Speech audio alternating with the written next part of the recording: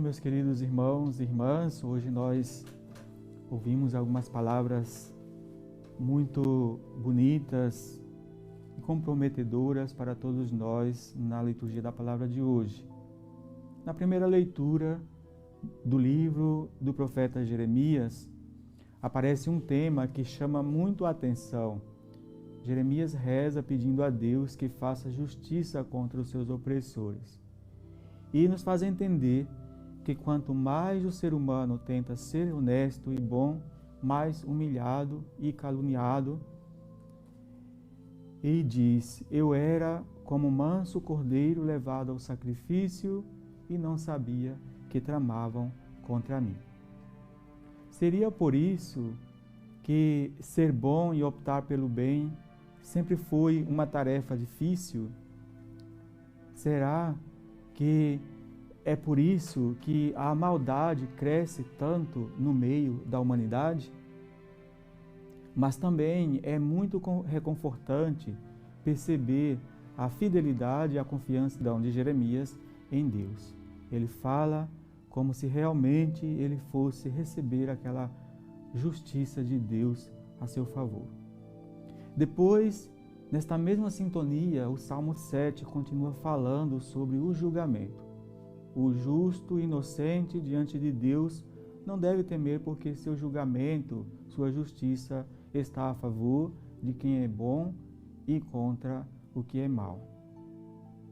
No Evangelho, podemos observar várias situações. Outra vez aparece a discussão sobre quem é Jesus, a força da sua palavra que chega ao coração dos guardas encarregados de levá-lo preso, e Nicodemos já reconhecendo que Jesus realmente não era um homem qualquer, e começa a defendê-lo indiretamente. Por que não o trouxestes? Perguntam os fariseus aos guardas. Os guardas respondem: ninguém jamais falou como este homem. Que grande mensagem esse evangelho de hoje nos deixa com essa frase.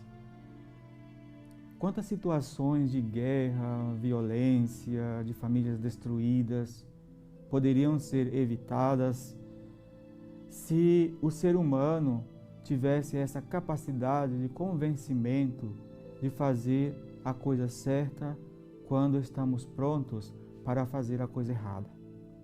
Aqueles soldados ouviram as palavras de Jesus e ficaram convencidos de que suas palavras eram boas, do bem, tinham autoridade e verdade. Isto nos ensina que o justo e correto pode ser uma atividade que nos desafia, exige um pouco mais de nós, mas se nos convencemos de que é certo, estamos construindo um mundo melhor.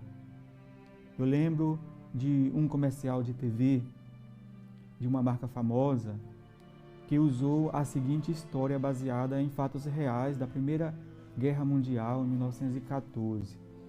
Durante um dos natais, na região entre Bélgica e Alemanha, os soldados decoraram uma trincheira de guerra com luzes de Natal e durante 6 dias houve um cessar-fogo. Como argumento para celebrar o Natal, 2 países em guerra jogando bombas uns contra os outros, ambos lados param as bombas e as metralhadoras e se ajoelham emocionados como sinal de adoração ao menino Jesus que nasce.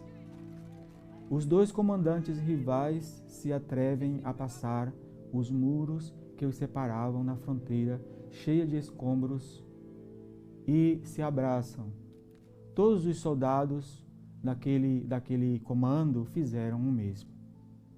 Na verdade, daqueles comandos, porque foram os 2 lados que passaram um para o outro.